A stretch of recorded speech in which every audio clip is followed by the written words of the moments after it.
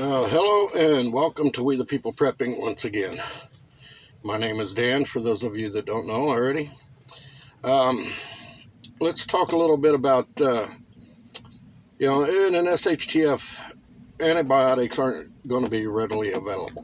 So, let's talk about some herbal supplements and herbal oils and stuff that have antibacterial properties to them, antifungal properties, the stuff that can just help you in when you get sick or wounded. Okay, now I made a list here of several. I'll go off the list here, so if you see me reading, you'll know why. Okay, the first one would be oregano oil, and it's to be taken orally. Okay. Now, oregano oil attacks foreign microbes and leaves the beneficial ones. Okay, so whatever infection you've got, it'll get rid of the bad infection, the bad virus or whatever you want to call it, but it'll keep the good microbes, so that that it's not counteracting itself by destroying the good. Okay. Now, when you buy the oil, you want it to have 70% of carvac oil, Carvacrol. Okay, 70%. You might want to write this stuff down. I can't pronounce half the words in here, but this is some of the stuff that I've been researching and have several natural remedy books that I've bought.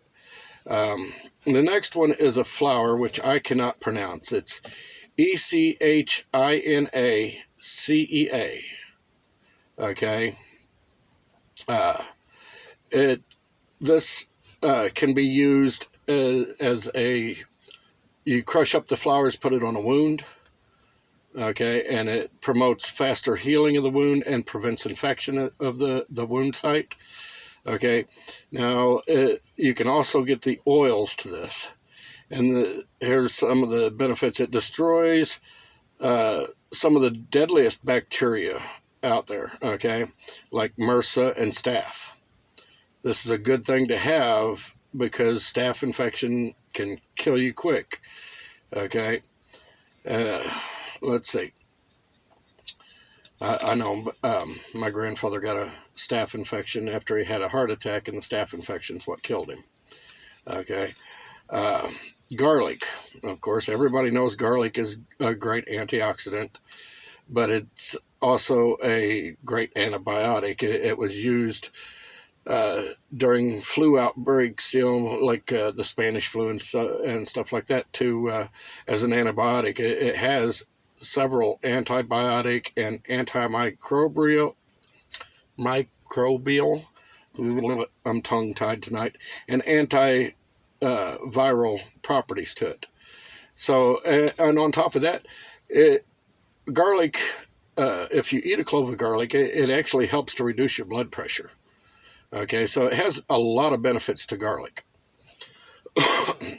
You get you the garlic oils, get you cloves of garlic, whatever. Garlic will keep for a good little while, and you can keep planting garlic, planting the cloves and growing more. But there's a chemical in it called allicin. Okay, and this chemical, they're still using this chemical in antibiotics today.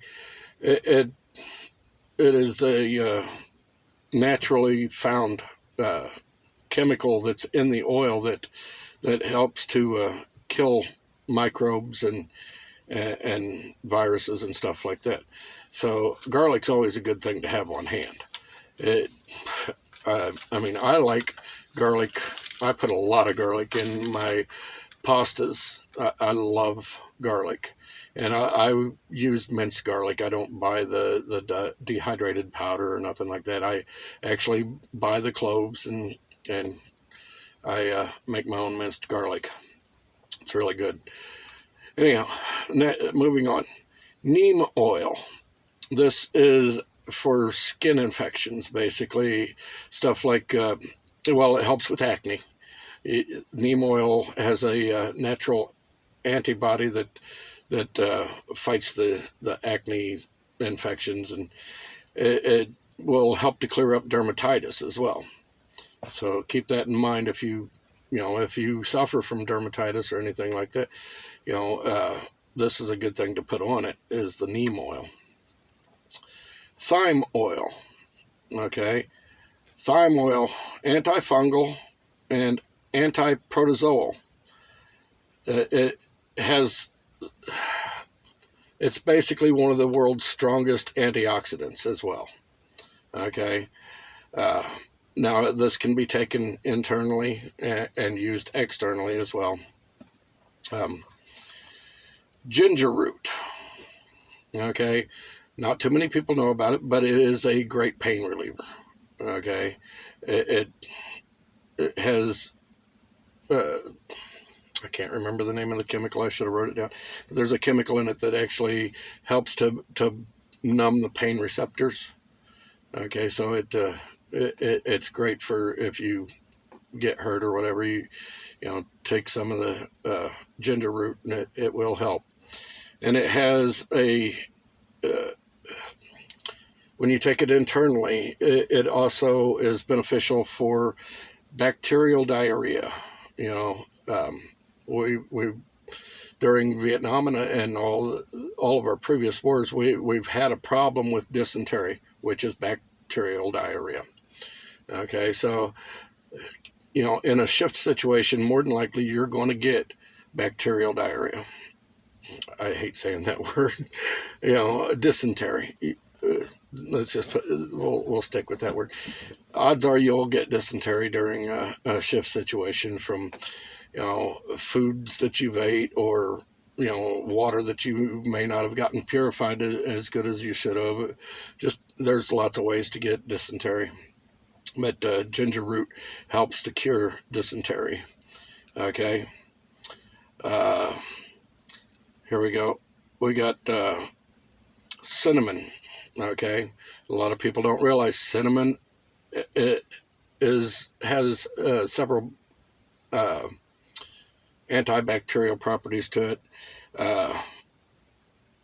For internal, you will want Ceylon cinnamon supplements. CEYLON cinnamon supplements. Okay, that will take care of internal bacterial infections and so forth.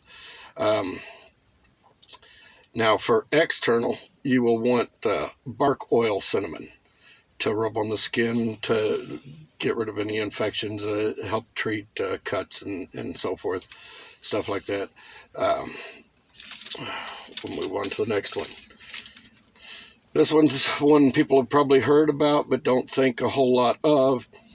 Golden seal. Yes, golden seal. It's great for cold and flus, eye infections, respiratory, urinary infections, ulcers.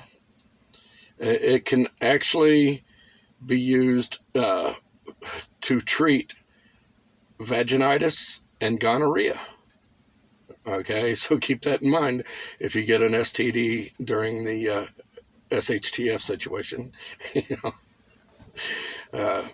Golden seal works for that, as well as, and you'll want to use the oil, as well as it's great for cold and flu. I have actually taken golden seal during a bout with pneumonia that I had, and it actually reduced the symptoms, helped to clear it up a lot faster. So,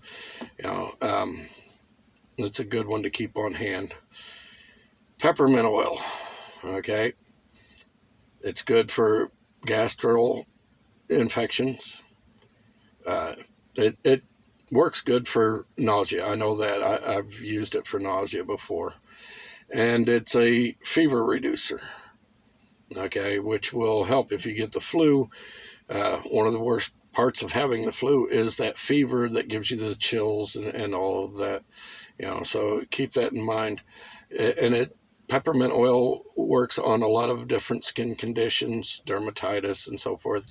So keep that in mind. Peppermint oil, I mean, you can extract it yourself or just go buy you some, and it stores for a good long time, so you don't have to worry about it going bad, especially if it's unopened. Lavender. Okay, well, lavender is great for an ear infection. Okay, you put a few drops of the lavender oil in your ear, and it will relieve the pain of an ear infection and help to clear it up. It has antibacterial properties to it as well, so that's a really good thing to keep in mind, because good possibility you or one of your children will get an ear infection, and lavender oil will help with that. And on top of that, lavender oil also will help you to sleep. So it's calming. In my bedroom at home, we use a diffuser that has lavender oil in it, and it helps us to unwind and relax and calm down and go to sleep. So that's a good one. And of course, we all know about elderberries, right? Elderberries, great antibacterial, antimicrobial. You know, you really need to do some research on these things. These are just a few of them that I've found that are really good, that are easily bought at the stores. You can buy them online, Amazon. I suggest you get all these, and then there's other things. What else was it good for? I believe elderberry was good for treating athlete's foot as well. Elderberry oil, or maybe it was the lavender. One of the two was good for for treating athlete's foot, which you are definitely going to wind up with in an SHTF. I mean, because you're not going to be able, no matter how many changes of socks you have, you're not going to be able to fight off the fact that your feet are going to get soaked. You're going to get bacteria in your feet, and you will wind up with athlete's foot. And now, luckily, I've never had athlete's foot, but it, from what I understand, it is quite irritating. So you might want to check into that, really. But there are so many essential oils, like tea tree oil. Tea tree oil is a great antifungal oil. Works great for athlete's foot as well. But it works for various skin viruses, skin irritations, and a lot of these also repel insects. There's a big plus to it. I know that peppermint oil and tree oil, they both repel insects. Not sure about some of the others, but I know those definitely do. Peppermint oil is used in a lot of natural roach sprays, bed bug sprays, just lots of different household pests. But they do repel mosquitoes as well. So, and you will need all the natural insect repellents that you can get. Now, I do suggest you make up a over-the-counter drug bag that you should carry with you in your medical kit, containing stuff like Neosporin. Let's see. I drew a blank all of a sudden. Calamine lotion. Even some off. deep wood repellent and stuff like that, because you know these things are going to come in handy. Just different. Get you cold and flu medications. Uh, Zyrtec and all that kind of stuff. Mucinex. Stock up. You know, you can take these out of their original packaging and store them, and it'll be a lot easier to store without the original packaging. You pull them out, and most of them are in a little plastic sleeve anyhow, which is takes up a lot less room if you break those up and put them in a bag than it does to carry the box. But I definitely will be carrying. Well, I do carry. I've got migraine medication here.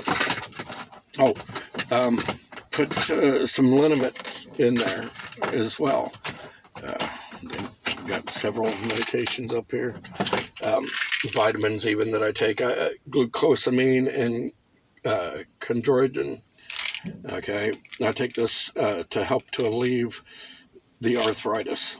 These actually do help to relieve the inflammation of arthritis. Carry you some fish oils. Sorry about that. Somebody knocked at my door. But get you the things that you know you're going to need. If you've got arthritis, carry some Bengay in your med kit. I use. I don't know where I put it in here now. I use a new one that's on the market. It starts with a V. I can't remember the name of it for the stiffness in my hands and joints. It actually helps to numb it down. It has lidocaine in it. And, definitely carry you Ambisol, Oragel, stuff like that for toothaches. I don't know if I've ever made a video telling people about the cattails. Okay, that grow around a lake and swamps and stuff like that. The cattails, when they're green, during the spring and summer and so forth, if you take and you peel back the leaves on it, okay, there's a clear gel in there. Okay, now if it's got bugs in it or whatever, throw that one out and find you a different one and peel it back. But get you that gel out of there, okay, and rub that on your gums, and that is a great pain reliever for toothaches, and it'll numb you for a long time. Careful not to get it on your tongue, or you'll be talking like this all night. But it works extremely well.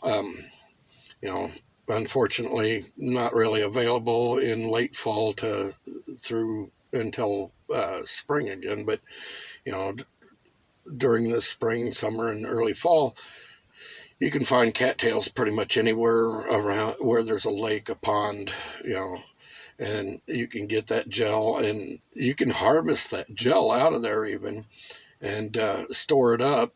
Now, it'll keep through the winter months, but then, you'll need to resupply in the spring and summer. But it'll keep for a good little while.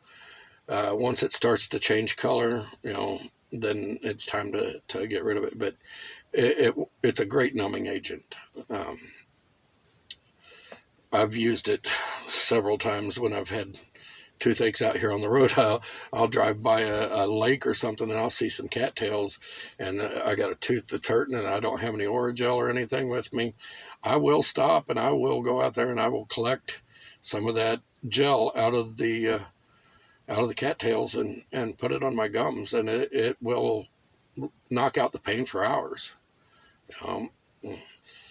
But these are just a few medical tips. Some of these things are really good. I've used, like I said, Golden Seal before when I've been sick and stuff, and it dramatically reduced the symptoms of my pneumonia. I mean, I was actually surprised and say before antibiotics came along, these are the herbs that people used on a regular basis to kill bacteria and to fight colds and flus and all that kind of stuff. Sure, do the chemical antibiotics that they make at pharmaceutical companies work better? Yeah. Okay, they're made to work better because they're made in stronger doses. But do some research on this. Buy you the books. Okay, I've put a video out. I think I listed one of the books that I have in there that is about herbal herbal medications and stuff like that. So you need to go and check these out. Buy these books, keep them. You're going to need a hard copy because when an SHTF hits, you're not going to be able to access the internet. So go out, buy these, keep them. If you can afford to, buy a couple of them. Put one in your bug out bag or bug out vehicle, whatever. Keep the other set in your home, or put one at your bug out location and one at your home location. That way you've got them when you need them. But I'm hoping that you guys are really taking this serious because, we've seen over the last year how hard it is just to get in to see a doctor. I mean, I had a pulmonary test scheduled for last Monday. Well, because of the blizzard that came through, I wasn't able to go to my pulmonary test. And I had to come in Friday in order that the prior Friday in early so that I could take a COVID test just so that I could go for that pulmonary test. So I took a COVID test for nothing, came back negative as always. But, they wanted me to quarantine after I took that for 3 days and then come in and all that bullshit. And even if I tested negative, which I did, they still wanted me to quarantine myself for 3 days prior to coming to my doctor's appointment, which I didn't even get to go to, but I didn't quarantine anyhow. But it don't fucking matter because I don't have it. I'm not around anybody that does, and I'm not worried about it. But that's like I'm wanting to get in to see a dentist. Now I've got a problem. I am allergic to Novocaine. It sets my jaw on fire. I mean, it is like I stuck a red hot poker down my throat and in my mouth. But it burns that bad, so I need to be put under. I need anesthesia in order to have my teeth pulled. But right now, trying to get in to see a doctor or a dentist during all this COVID stuff is damn near impossible. And then they want you to have a COVID test done every time that you go to come in for an appointment. You got to get it done 3 days prior. Who's got the time to take off in quarantine for 3 days prior to a damn doctor's appointment? Who can afford to do that? I sure as hell can't. I mean, right now I'm barely scraping by. Okay, I'm paying other people's bills as well as my own bills. I'm struggling. And I'm still trying to prep, even though I don't really have the funds to do it. I come along and I'll spend $20-$30 extra every week just to get the things I need. Granted, I'm stocked up on food. Okay, honestly, I am. I mean, I've got no place left in my house to put any more food. My bug out location has an incredible amount of food stored there, and a lot of that is survival food, though. The stuff that lasts 30 years. Also, as well as stuff that we've home canned that's stored in a root cellar out there. So it's a cool, dark place. And, we went out there and we gathered some of the stuff we canned, about 5-6 years ago. when we first got back into prepping, we'd can this stuff, and I went out and got some jams and jellies because I was craving them. But how they're, they're underground, so they're, like I said, they're in a nice, cool, dark place. They're not freezing down there. But oh my God, the preserves that we made. Oh, my strawberry preserves are amazing right now. I just had a craving for this stuff, so we went and got it. But but there are other things that I'm trying to prep, things that I've been lax on. I don't have as many medications now as I should have, because I stopped buying the medications to prepare food and water and stuff like that. So we've been using the medications, and I haven't been replenishing them. So I need to buy more over-the-counter drugs and stuff like that. You pick and choose. If, like right now, I'm plenty stocked up on food, like I said. So I'm deciding to prep other things besides food right now. Then once we whittle down the food a little bit, then I'll go back to the food. But I'm trying to budget it out because, I've got other people living in my home, running my bills up. I'm still paying on an electric bill from this past summer. All in all, by the time everything was said and done and summer was over with,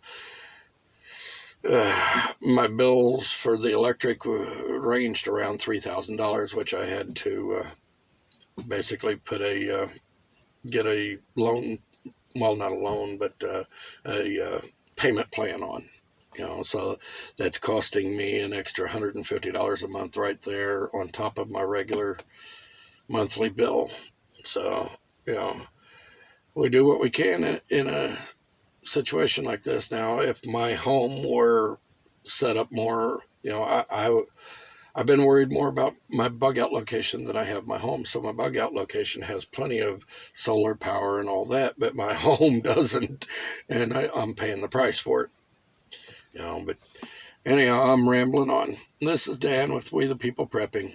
If you like my content, please hit the subscribe button, share my content, ring the little bell icon so that you get notified every time I upload a new video. And if you feel that you would like to support my channel, there are links in the description where you can do so. If not, that's perfectly fine. I'm not here to make money off of anybody. As a matter of fact, I've been spending quite a bit on the equipment, just so that I can do these videos. But like I said before, I bought a ring light. I've got a GoPro at home that I bought for this spring for when we go out into the woods and stuff, so I can actually make some videos that way. But like I said, I'm rambling. This is Dan. Wish each and every one of you a good night. God bless each and every one of you. Keep prepping. No matter what, don't stop, because things are not getting any better in this world. Peace. Bye.